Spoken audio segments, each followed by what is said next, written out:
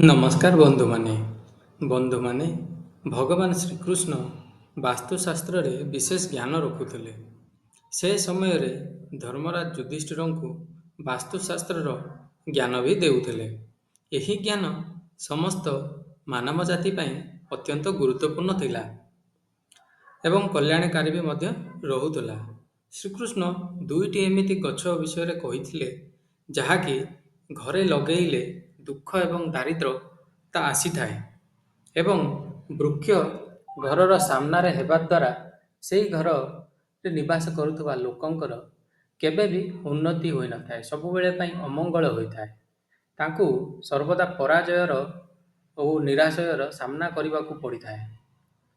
ବାସ୍ତୁଶାସ୍ତ୍ର ଅନୁସାରେ ବୃକ୍ଷ ତଥା ଗଛଲତା ଆମର ଭାବନାର ସୁନ୍ଦରତାକୁ ଅବଶ୍ୟ ବଢ଼େଇଥାନ୍ତି।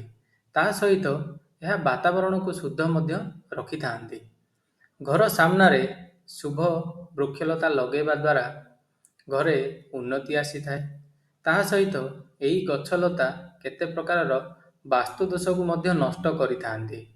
ଘରର ଅଗଣାରେ ଥିବା ଗଛ ଦେବତଳ ସମାନ ଘର ରକ୍ଷା କରିଥାଏ, ଦେବତା ତୁଲ୍ୟ ଥାଏ। ପ୍ରାୟ ଘରର ଦେଖିବ କିଛି ପ୍ରୋବ୍ଲେମ୍ ଆସିଲେ ସେସବୁ ତାକୁ ସଲ୍ଭ କରିଥାନ୍ତି, କିଛି ଶୁଭାଶିଷ ପ୍ରଦାନ କରିଥାନ୍ତି।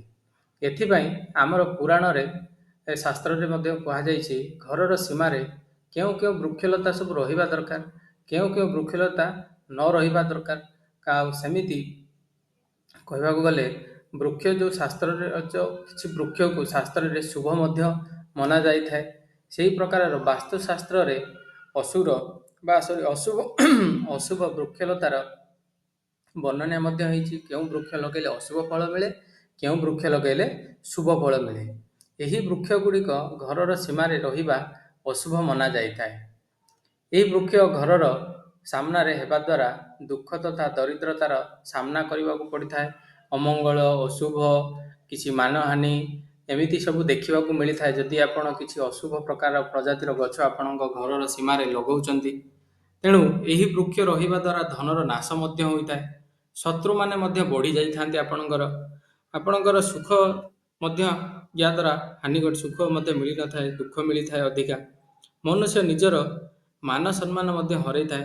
ଏଥିପାଇଁ ଆପଣ ବି ଜଣା ଅଜଣାରେ ନିଜ ଘର ଅଗଣାରେ ଯଦି କିଛି ଏମିତି କିଛି ଗଛ ଲଗାଇଛନ୍ତି ତାହେଲେ ଭିଡ଼ିଓଟିକୁ ସମ୍ପୂର୍ଣ୍ଣ ଦେଖନ୍ତୁ ଏବଂ ତାକୁ ଯେତେ ଜଲ୍ଦି ପାରୁଛନ୍ତି ଆପଣଙ୍କ ଘର ପରିବେଶରୁ ତାକୁ ଦୂରେଇ ଦିଅନ୍ତୁ। ଆଉ ଡେରି କରନ୍ତୁ ନାହିଁ।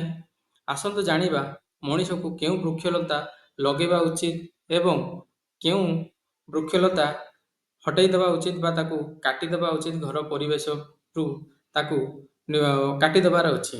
ତ ସେ ବିଷୟରେ ଆସନ୍ତୁ ଆମେ ଜାଣିବା। ଭିଡ଼ିଓଟିକୁ ସମ୍ପୂର୍ଣ୍ଣ ଦେଖନ୍ତୁ, ଲାଇକ୍ଟେ କରନ୍ତୁ ଏବଂ କମେଣ୍ଟ ବକ୍ସରେ ଭକ୍ତିରେ ଜୟ ଜଗନ୍ନାଥ ବା ଜୟ ଶ୍ରୀକୃଷ୍ଣ ଲେଖିଦିଅନ୍ତୁ। ଆସନ୍ତୁ ଜାଣିବା ପ୍ରଥମ ଗଛ ନା କ'ଣ ରହୁଛି। ପ୍ରଥମ ଗଛଟି ରହୁଛି ଓସ୍ତ ଗଛ।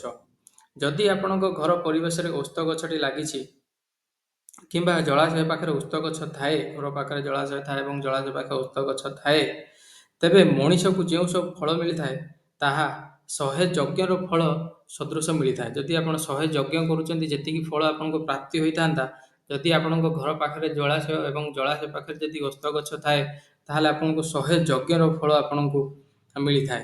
ଓ ତାହା ସହିତ ଯଦି ସେ ଓସ୍ତ ଗଛର ପତ୍ର ସେ ଜଳାଶୟରେ ପଡ଼େ ଏବଂ ତାହା ଯଦି ପଡ଼ିଥାଏ ତାହେଲେ ତାହା ପିଣ୍ଡ ସମାନ ହୋଇଥାଏ। ପିତୃପୁରୁଷଙ୍କୁ ପିଣ୍ଡ ବା ତୃପ୍ତି ପ୍ରଦାନ କରିଲା ସଦୃଶ ହୋଇଥାଏ। ଏହାଦ୍ୱାରା ସବୁ ପ୍ରକାରର ପିତୃଦୋଷର ମଧ୍ୟ ଆପଣଙ୍କର ସମାପ୍ତି ହୋଇଥାଏ। ଶ୍ରୀକୃଷ୍ଣ କହିଛନ୍ତି ଯେଉଁ ମଣିଷ ନିତ୍ୟ ସ୍ନାନ କରି ଓସ୍ତ ଗଛକୁ ସ୍ପର୍ଶ କରିଥାଏ ବା ଛୁଇଁଥାଏ ବା ପ୍ରଣାମ କରିଥାଏ ବା ଭକ୍ତି କରିଥାଏ, ସେ ସବୁ ପାପରୁ ତାକୁ ମୁକ୍ତି ମିଳିଥାଏ ଏବଂ କେବେ ବି ପରାଜିତ ହୋଇନଥାଏ। ଓସ୍ତ ଗଛକୁ ଛୁଇଁବା ଦ୍ୱାରା ଲକ୍ଷ୍ମୀଙ୍କର କୃପା ମଧ୍ୟ ପ୍ରାପ୍ତି ହୋଇଥାଏ। କାହିଁକି ନା ଓସ୍ତ ଗଛରେ ଭଗବାନ ବିଷ୍ଣୁ, ଶିବ ଏବଂ ବ୍ରହ୍ମାଙ୍କର ବାସସ୍ଥାନ ହୋଇଥାଏ ଏବଂ ଓସ୍ତ ଗଛରେ ପ୍ରଦକ୍ଷିଣ ବା ଓସ୍ତ ଗଛ ଚାରିପଟେ ବୁଲିବା ଦ୍ୱାରା ଆପଣଙ୍କର ଆୟୁ ମଧ୍ୟ ବୃଦ୍ଧି ହୋଇଥାଏ। ନା ଭଗବାନ ଯେଉଁ ଶିବ, ବିଷ୍ଣୁ ଏବଂ ଆପଣଙ୍କର ବ୍ରହ୍ମା ଯେଉଁ ବାସ କରିଥାନ୍ତି ସେମାନଙ୍କ ଦ୍ୱାରା ଆପଣଙ୍କୁ ଯଦି ପ୍ରଦକ୍ଷିଣ କଲେ ସେମାନଙ୍କର ଆଶୀର୍ବାଦ ମଧ୍ୟ ପ୍ରାପ୍ତି ହୋଇଥାଏ। ସେହିପରି ଅମାବାସ୍ୟା ଦିନ ଓସ୍ତ ଗଛକୁ ପ୍ରଣାମ କରିବା ଦ୍ୱାରା ଯେଉଁ ଫଳ ପ୍ରାପ୍ତି ହୋଇଥାଏ ତାହା ହଜାର ହଜାର ଦାନ କରିବା ସହିତ ସମାନ ହୋଇଥାଏ। ସଂସାରରେ ଓସ୍ତ ଗଛ ସମାନ କୌଣସି ଗଛ ନାହିଁ। ସାକ୍ଷାତ ଶ୍ରୀହରି ବିଷ୍ଣୁ ଏହି ବୃକ୍ଷ ରୂପରେ ପୃଥିବୀ ପୃଷ୍ଠରେ ବିରାଜମାନ ଅଛନ୍ତି। ତେଣୁ ଘର ପାଖରେ ଓସ୍ତ ଗଛ ରହିଲେ ଆପଣଙ୍କୁ ଶୁଭ ଫଳ ହିଁ ମିଳିଥାଏ। ଦ୍ୱିତୀୟ ବୃକ୍ଷଟି ନାଁ ହେଉଛି ଅଁଳା ଗଛ। ଶ୍ରୀକୃଷ୍ଣ କହିଛନ୍ତି ଅଁଳା ଗଛର ଫଳ ସମସ୍ତ ଲୋକମାନଙ୍କ ଶରୀରରୁ ବହୁତ କିଛି ରୋଗ ମଧ୍ୟ ପ୍ରତିରୋଧ କରିଥାଏ, ରୋଗ ଦୂରେଇ ଦେଇଥାଏ। ଅଁଳା ଗଛର ପ୍ରସିଦ୍ଧି ଆମର ଓଡ଼ିଶାରେ ଆମର ଘର ଘର ମାନଙ୍କରେ ପରିଚିତ। ଅଁଳା ଗଛ ଲଗାଇବା ଦ୍ୱାରା ସ୍ତ୍ରୀ ଏବଂ ପୁରୁଷ ଜନ୍ମ ମୃତ୍ୟୁରୁ ବନ୍ଧନରୁ ମୁକ୍ତ ହୋଇଯାଇଥାନ୍ତି।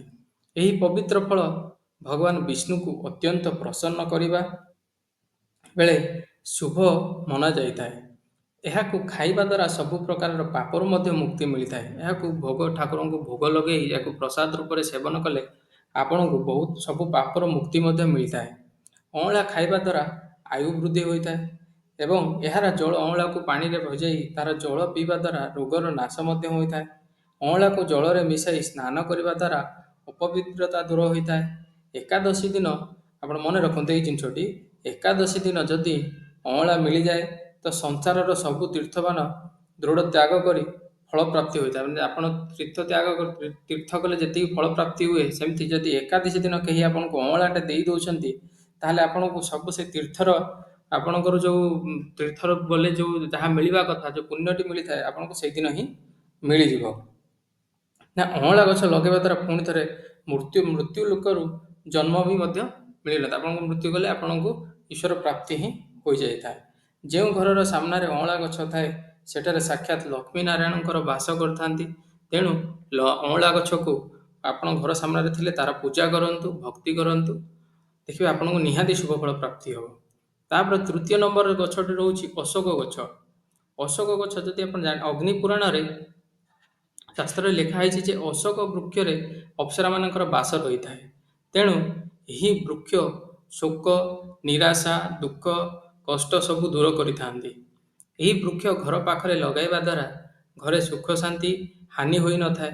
ଅଶୋକ ଗଛ ଆପଣ ଦେଖିବେ ପରିବେଶକୁ ମଧ୍ୟ ଶୀତଳତା କରିଥାଏ ଏବଂ ଆପଣଙ୍କର ଏହି ଅଶୋକ ଗଛରେ ମା ଲକ୍ଷ୍ମୀ ଯେବେ ସୀତା ରୂପରେ ଅବତାର ନେଇଥିଲେ ତେବେ ରାବଣ ଦ୍ୱାରା ଅପହରଣ ହେବା ପରେ ତାଙ୍କର ବାସ ଅଶୋକ ବାଟିକାରେ ହୋଇଥିଲା। ଅଶୋକ ଗଛ ମାତା ସୀତା ଥରେ ବହୁତ ସେବା କରିଥିଲା। ସେଥିପାଇଁ ମାତା ସୀତା ଅଶୋକ ବୃକ୍ଷକୁ ଏହି ବରଦାନ ଦେଇଥିଲେ କି ଯେଉଁ ସ୍ଥାନରେ ଏହି ଅଶୋକ ବୃକ୍ଷ ରହିବ ସେଠାରେ ମାତା ସୀତା ବା ମାତା ଲକ୍ଷ୍ମୀଙ୍କର ସବୁବେଳେ ପାଇଁ ବାସସ୍ଥାନ ହୋଇ ରହିବ ଏବଂ ତାହାର ପୂଜା କଲେ ଆପଣଙ୍କୁ ଦୁଃଖ ସୁଖ ମିଳିବ, ଆପଣଙ୍କର କିଛି ଦୁଃଖ ରହିବ ନାହିଁ, ଆପଣଙ୍କ ମନ ଇଚ୍ଛା ମନୋବାଞ୍ଛା ପୂର୍ଣ୍ଣ ହେବ, ମନୋକାମନା ପୂର୍ଣ୍ଣ ହେବ ଏବଂ ସବୁବେଳେ ପାଇଁ ଆପଣ ନିରୋଗୀ ରହିବେ। ନମ୍ବର 4ଟି ରହୁଛି ଡିମିରି ଗଛ। ପ୍ରତ୍ୟେକ ମନୁଷ୍ୟକୁ ଡିମିରି ଗଛ ଅବଶ୍ୟ ଲଗାଇବା ଦରକାର। ନା ତାପରେ ରହୁଛି ଗୋଟେ ଗଛ ଯେଉଁଟାକି ଆମେ କହୁଛେ ନମ୍ବର 5ରେ ରହୁଛି 5ରେ ନା ଲିମ୍ବ ଗଛ। ଲିମ୍ବ ଗଛ ପଦ୍ମ ପୁରାଣ ଅନୁସାରେ ଲିମ୍ବ ଗଛ ଲଗାଇବା ଦ୍ୱାରା ଆପଣଙ୍କର ସୂର୍ଯ୍ୟଦେବ ପ୍ରସନ୍ନ ହୋଇଥାନ୍ତି, ସୂର୍ଯ୍ୟଦେବ ଆଶୀର୍ବାଦ ପ୍ରଦାନ କରିଥାନ୍ତି। ଏହାକୁ ଘର ପାଖରେ ଲଗାଇବା ଦ୍ୱାରା ନାନା ପ୍ରକାର ରୋଗରୁ ମୁକ୍ତି ମିଳିଥାଏ। ମା ଲକ୍ଷ୍ମୀକୁ ଲିମ୍ବ ଗଛ ପତ୍ର ଅତ୍ୟନ୍ତ ପ୍ରସନ୍ନ ହୋଇଥାନ୍ତି। ଲିମ୍ବ ଗଛ ଥିଲେ ମା ଲକ୍ଷ୍ମୀ ଅତ୍ୟନ୍ତ ପ୍ରସନ୍ନ ହୋଇଥାନ୍ତେ ଘର ପାଖରେ ଯଦି ଲିମ୍ବ ଗଛ ଥାଏ। ଏଥିପାଇଁ ମା ଲକ୍ଷ୍ମୀ ଲିମ୍ବ ଗଛରେ ନିବାସ କରିଥାନ୍ତି। ବନ୍ଧୁମାନେ, ଆଶା କରୁଛି ଆଜିର ଭିଡ଼ିଓଟି ଭଲ ଲାଗିଥିବ। ଭିଡ଼ିଓଟି ଭଲ ଲାଗିଥିଲେ ଜୟ ମା ଲକ୍ଷ୍ମୀ, ଜୟ ଜଗନ୍ନାଥ ଲେଖିଦିଅନ୍ତୁ। ଏହି ଚ୍ୟାନେଲକୁ ଯଦି ନ୍ୟୁ ଥାନ୍ତି ବା ଭିଡ଼ିଓକୁ ନୂଆ ଦେଖୁଥାନ୍ତି ତାହେଲେ ଚ୍ୟାନେଲକୁ ସବସ୍କ୍ରାଇବ୍ କରିଦିଅନ୍ତୁ ଏବଂ ଭକ୍ତିରେ ଜୟ ଜଗନ୍ନାଥ ଲେଖିଦିଅନ୍ତୁ। ଧନ୍ୟବାଦ। ଜୟ ଜଗନ୍ନାଥ।